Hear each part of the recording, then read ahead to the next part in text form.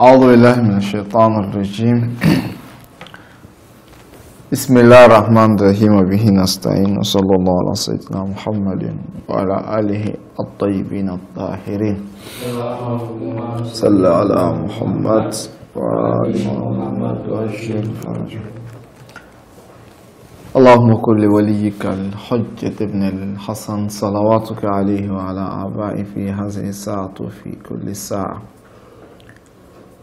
وليا وحافظا وقائدا وناصرا ودليلا وعينا حتى تسكنه أرضك توعا وتمتعه فيها طويلا برحمتك يا أرحم الراحمين.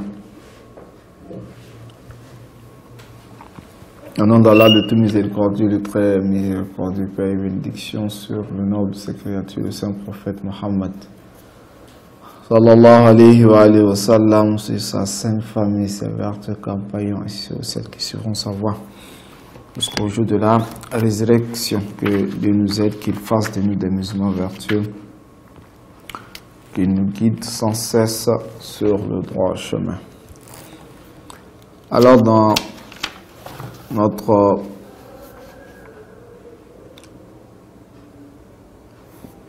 précédent cours, nous parlions de la justice d'Allah subhanahu wa ta'ala et nous avions mis en évidence que nous avons deux groupes de pensées concernant la justice de Dieu. Il y a le groupe des Asha'irites. Ils disent que c'est Allah subhanahu wa ta'ala lui-même qui est la balance. Et le bien et le mal est déterminé par Dieu. Par conséquent, on ne peut pas déterminer, la raison ne peut pas dire si Dieu est juste ou non. Autrement dit, le fait de savoir la justice de Dieu est en fait au-delà de la pensée humaine. On ne peut pas déterminer ça par la raison. Par contre, les chiites et les mu'tazilites disent non, l'être humain peut. Voilà, la raison de l'être humain peut comprendre, n'est-ce pas, le bien et le mal. Parce que lorsque Dieu dit que je suis le plus parfait, ou bien le plus juste, ou bien le plus bienfaiteur, lorsqu'il se contredit lui-même, automatiquement la raison peut comprendre que cela est en fait une injustice. Parce que le plus sage des sages, lorsque celui-ci même se contredit, je crois que cela est tout à fait inacceptable. Alors, si nous avons pu comprendre que Allah subhanahu wa ta'ala est le plus miséricordieux, Dieu est le plus juste, bref, Allah est celui-là même qui est le porteur de toutes les qualités. Donc il est juste. Si Allah subhanahu wa ta'ala est juste,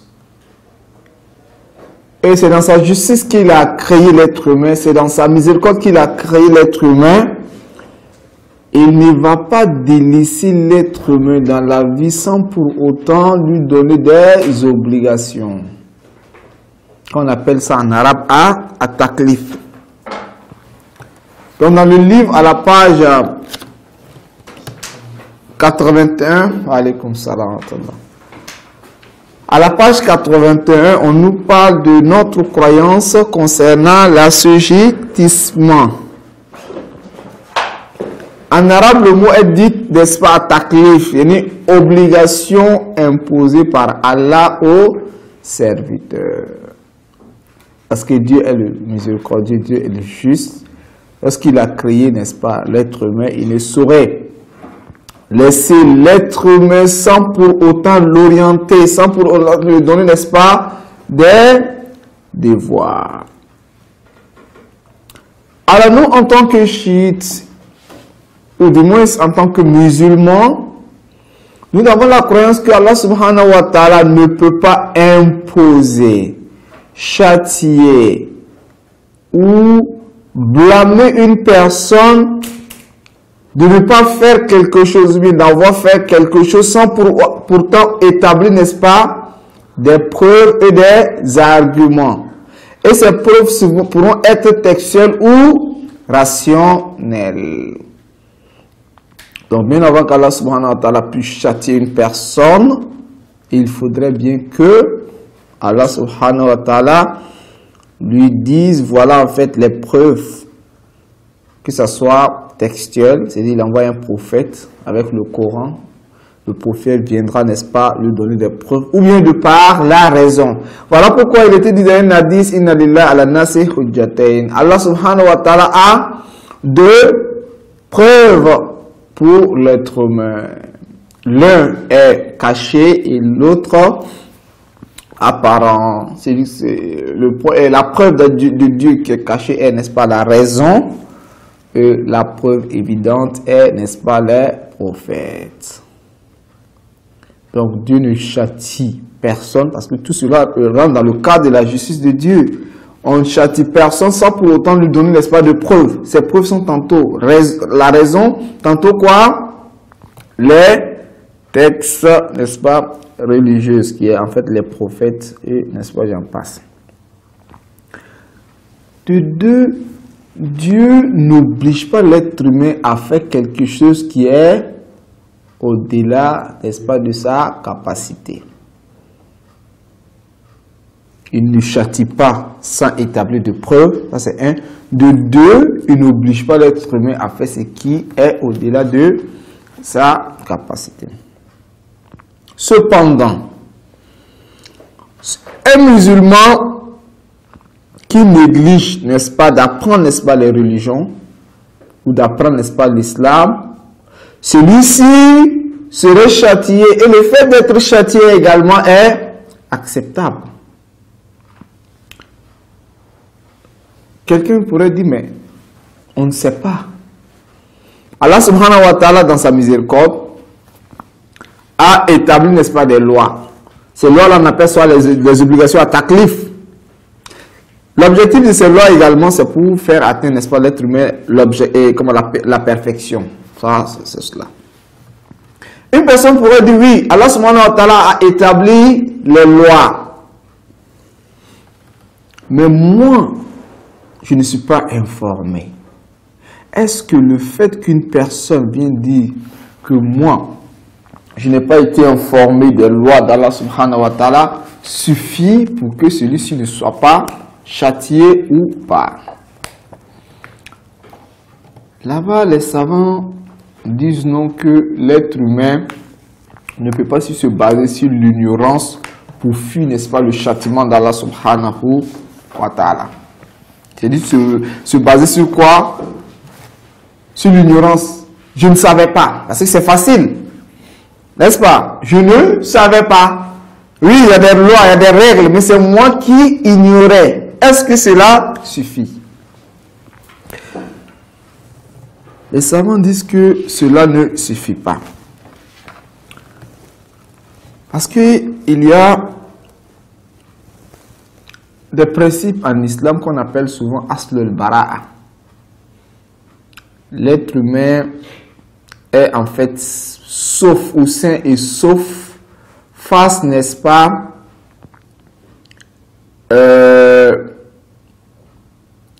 en fait un certain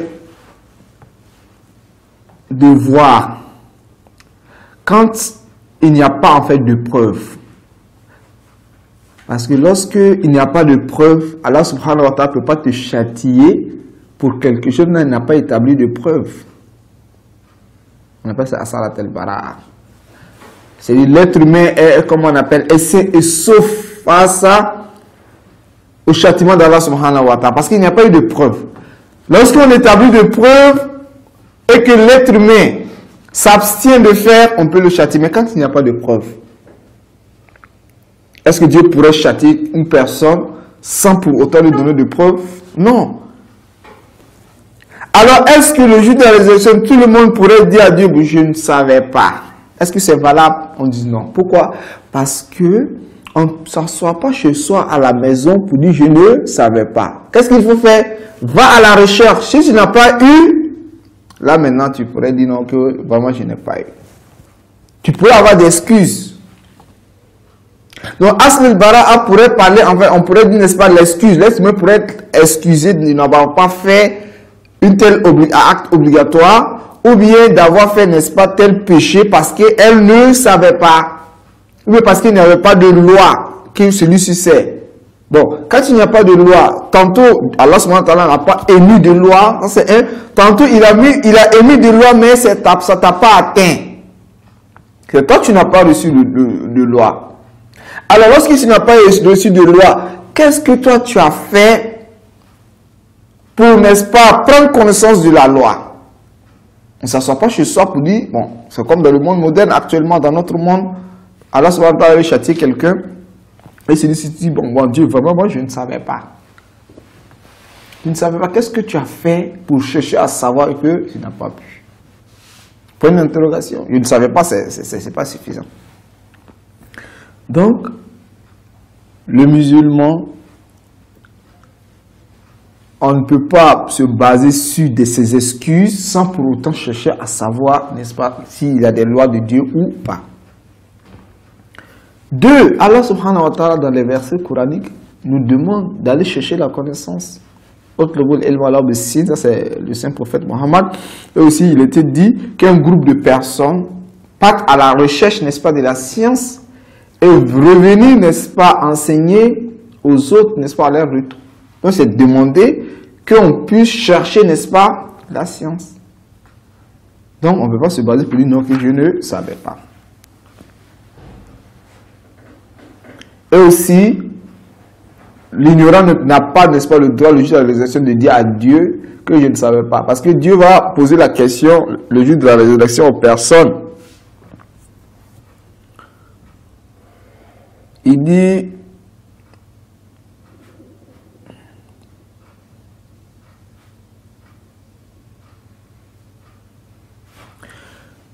il leur demandera, est-ce que, voilà, hal alimta, فلله الحجة البالغة من أنه يقال للعبد يوم القيامة. Le jour de la résurrection, on dira, n'est-ce pas, au serviteur de Dieu, hal alimta,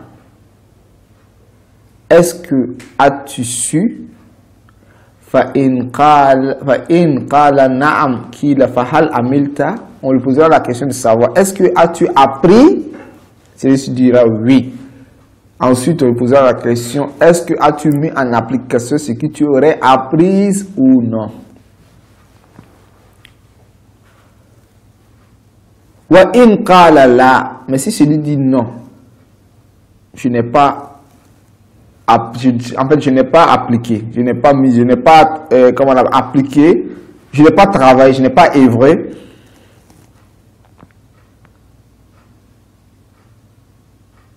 Alors on lui posera la question, pourquoi? Il dit parce que je n'ai pas appris. On dit pourquoi est-ce que tu n'as pas appris pour pouvoir, n'est-ce pas, mettre en application? Donc le fait de dire que je ne savais pas n'est pas une excuse de la résurrection.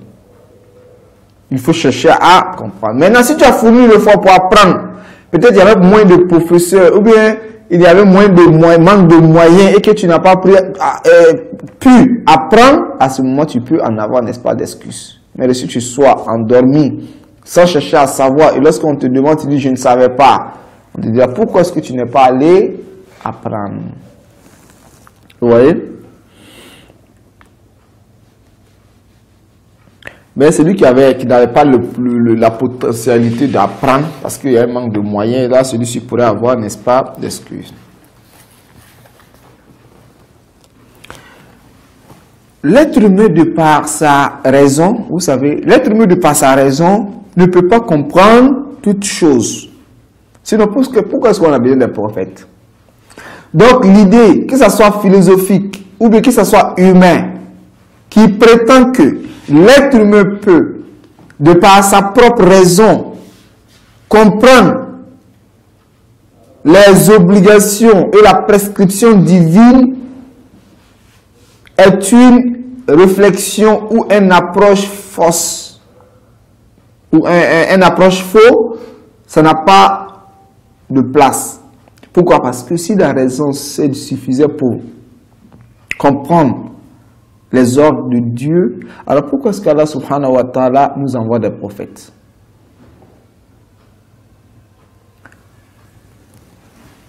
L'être humain, tantôt, il y a des choses qui pourraient le faire atteindre la perfection qu'il ne sait pas. Tantôt, il peut savoir, parce que nous avons dit que le bien et le mal est déterminé, la raison peut déterminer le bien et le mal, mais ce n'est pas sa totalité. Le fait que la raison puisse déduire que nous devrons être reconnaissants face au bienfaiteur, c'est possible ou pas? Quelqu'un te fait du bien, la raison te dit non, il faut quand même le remercier. Quelqu'un te fait du bien, il faut le shukr le monde aime. Mais est-ce que la manière d'être reconnaissant, la raison peut déterminer ça forcément? Non. Tantôt pour être reconnaissant face à ton bienfaiteur, c'est de savoir, de poser des questions, ou savoir à travers lui-même qu'est-ce qui le plaît. Sinon, voulant, n'est-ce pas, faire du bien à ton bienfaiteur, tu pourrais le faire du mal. Si on veut illustrer ça par un exemple, on pourrait voir une personne qui n'aime pas, qui est allergique, n'est-ce pas, à la rose, aux fleurs. Peut-être par sa nature, il est allergique, il n'aime pas les fleurs. Il te fait du bien, alors qu'est-ce que toi tu veux faire? Tu veux le récompenser, parce qu'il t'a fait du bien. Donc qu'est-ce que tu fais? Tu achètes, n'est-ce pas, une multitude de roses et que tu vas l'offrir. Qu'est-ce que tu vas le mettre dans cet état? Il serait fâché. Chez lui, tu l'as fait du mal. Alors que toi, qu'est-ce que tu voulais? C'était le faire, n'est-ce pas, du bien. Tu as voulu faire du bien alors que ça a été un tort. Alors, qui est mieux placé pour déterminer ce qu'il veut? C'est lui-même. Oui, peut-être ses proches parents. Ça, c'est pour illustrer. Hein. C'est pour illustrer seulement, n'est-ce pas, les idées. C'est-à-dire, avec la raison, on ne peut pas tout savoir. Peut-être si j'achète, n'est-ce pas, ces différentes fleurs, les roses, je pourrais le faire du bien. Alors que c'est le contraire. Donc, la raison pourrait te dire que il faut être reconnaissant, mais le comment, c'est pas forcément que la raison puisse déterminer cela. Ouais, nous, on peut savoir qu'on devrait être reconnaissant à Dieu, mais comment? Est-ce que la raison te dira pour être reconnaissant à Dieu? Tant que le prophète ne venait pas nous dire, pour être reconnaissant à Dieu, il faut faire 5 rakats par jour, est-ce qu'on peut savoir? Est-ce que l'être humain peut le savoir? Ou bien si on veut peut-être adorer Dieu, voilà la manière d'adorer. La raison ne peut pas. Tu as fait comment? Comment tu as fait?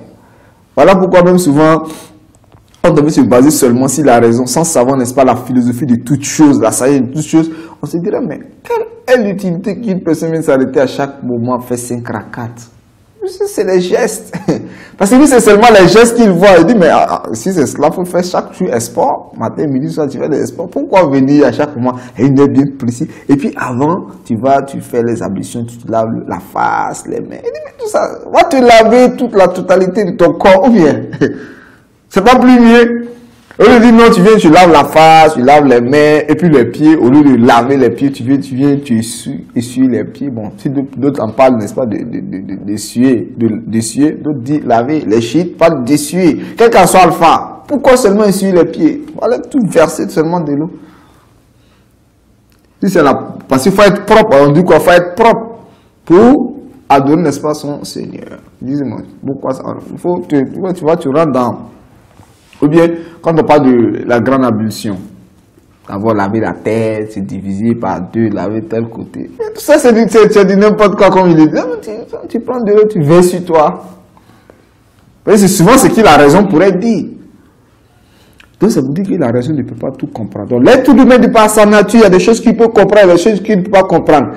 Alors, comme Allah subhanahu wa ta'ala est miséricordieux, donc toutes choses qui pourraient amener l'être humain à la perfection, Dieu devrait déterminer ça pour l'homme. Entre autres, il y a les prophètes. Donc l'homme, de par sa raison seulement, ne peut pas atteindre toutes les perfections. Donc il a besoin d'un prophète.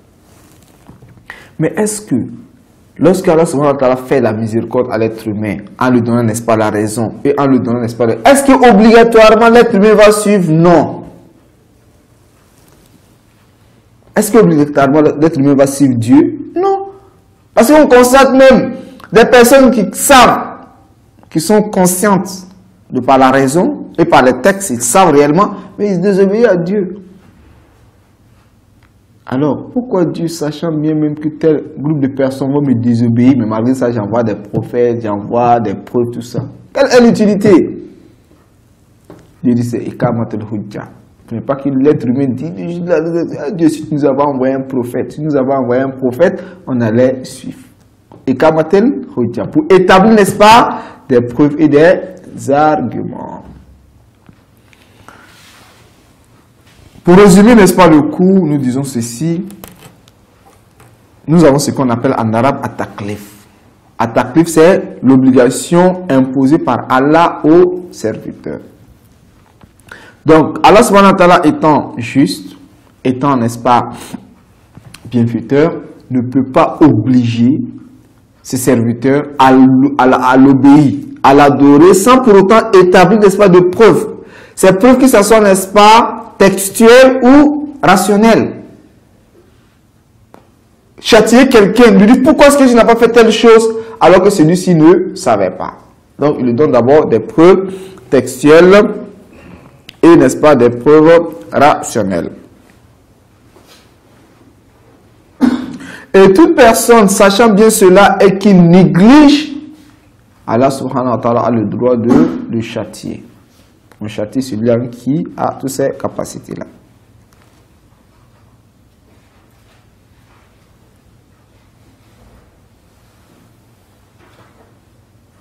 Et l'être humain n'a pas la capacité de par sa raison pure de connaître, n'est-ce pas, tous les biens et tout, n'est-ce pas, tous les mal. Et n'est-ce pas, tout ce qui pourrait l'amener, n'est-ce pas, à la perfection. Ceci étant, il a besoin de qui? Il a besoin des prophètes, il a besoin, n'est-ce pas, de la miséricorde d'Allah subhanahu wa ta'ala. La miséricorde de Dieu, c'est de l'envoyer, n'est-ce pas, des prophètes pour, n'est-ce pas, l'orienter, pour l'amener, n'est-ce pas, à la perfection. Alors, est-ce que la miséricorde de Dieu, qui voudrait que l'être humain puisse se rapprocher de plus à lui, puisse être parfait, est-ce que obligatoirement l'être humain acceptera? Nous disons non. Alors on se pose la question, Allah SWT, sachant bien que l'être humain n'obéira pas, pourquoi est-ce qu'il envoie les prophètes? C'est pour établir, n'est-ce pas, des preuves contre l'homme le jour de la résurrection. Donc on va essayer de lire le contenu, n'est-ce pas, dans le livre pour voir là des parties où nous avons peut-être omis, essayer de mettre en évidence. Notre croyance concernant l'assujettissement, comme on pourrait, n'est-ce pas, dire le taklif en arabe, ou obligation imposée par Allah aux serviteurs. Nous croyons que le Tout-Puissant Dieu ne commande pas à ses serviteurs de s'acquitter d'une obligation quelconque qui les dépasserait ou qu'ils ne pourraient pas comprendre. D'abord, ça les dépasse, de deux, elles ne peuvent pas comprendre. Sans leur avoir au préalable fait connaître leurs responsabilités. Donc Dieu responsabilise d'abord les gens, avant, n'est-ce pas, de leur imposer. Par la raison et la preuve. Donc d'abord, raison et preuve. Preuve, ça peut être textuel, ça peut être prophète, et n'est-ce pas, j'en passe. Car ce serait une pure injustice que d'ordonner à quelqu'un de faire quelque chose qui dépasserait ses capacités ou sans l'informer au préalable d'une chose qu'il ne saurait faire sans aucune faute de sa part. Toutefois, un musulman qui néglige d'apprendre ses obligations religieuses sera comptable devant Dieu de sa négligence. Tu vas rendre compte devant Allah subhanahu wa ta'ala de ta négligence. Donc ça veut dire quoi? Il ne faudra pas que le juge dans les instants me dise que je ne savais pas. Sinon on dira pourquoi est-ce que tu n'es pas allé apprendre? Alors il y a des hadiths dans lesquels on dit que Allah subhanahu wa ta'ala, dans toutes les activités de l'être humain, a établi des règles et des lois. Dans toutes les activités de l'être humain, il y a des lois et des règles. Donc quand on ne connaît pas, qu'est-ce qu'il faut faire? Il faut aller apprendre. Pourquoi est-ce que nous disons cela? Parce que Allah subhanahu wa ta'ala, dans sa sagesse, ne peut pas omettre quelque chose qui pourrait amener l'être humain à la perfection sans pour autant, n'est-ce pas, le définir. Pourquoi? Parce que qu'est-ce qui amène Dieu à négliger cela? Qu'est-ce qui amène Dieu à savoir que dans tel acte, il y a la perfection de l'être humain et que Dieu omet, n'est-ce pas? Soit il est ignorant alors que Dieu n'est pas ignorant. Soit il est avare, Dieu n'est pas avare. Soit il est méchant, Dieu n'est pas méchant. Donc il n'y a pas d'utilité qu'Allah subhanahu wa ta'ala, sachant bien que tels actes pourront concourir, n'est-ce pas, à la perfection de l'être humain et omettre de l'expliquer. Donc cela voudrait dire quoi? Tout ce qui pourront amener l'être humain à la perfection se trouve. Donc ce qui nous reste à nous, ce qui nous incombe à nous, c'est de chercher à savoir réellement quels sont ces éléments-là. Nous croyons ici que Dieu a ordonné ses serviteurs de s'en tenir aux règlements et commandements religieux qui sont destinés à leur propre bien-être et à les conduire à la paix et à la prospérité. Donc toutes les règles qu'Allah subhanahu wa ta'ala établit, c'est pour parfaire, n'est-ce pas, l'être humain. C'est pas parce que ça le plaît de nous demander de se réveiller à 5 heures du matin ou bien, n'est-ce pas, à l'aube pour prier. C'est pas parce que ça le plaît de nous, mais cela rentre, n'est-ce pas, dans le cas de la sagesse d'Allah subhanahu wa ta'ala. Et aussi, vous savez, Allah subhanahu wa ta'ala, quand il établit, n'est-ce pas, les lois, il n'établit pas ça fortuitement. C'est un de deux. C'est pas parce que ça lui plaît de faire. C'est parce que ces lois ont des utilités. Et maintenant, ça dépend de l'utilité de ces lois. Lorsqu'il sent que ces règles, que ce soit la prière, n'est-ce pas, les règles islamiques, quand celles-ci ont une importante utilité, il rend ça obligatoire.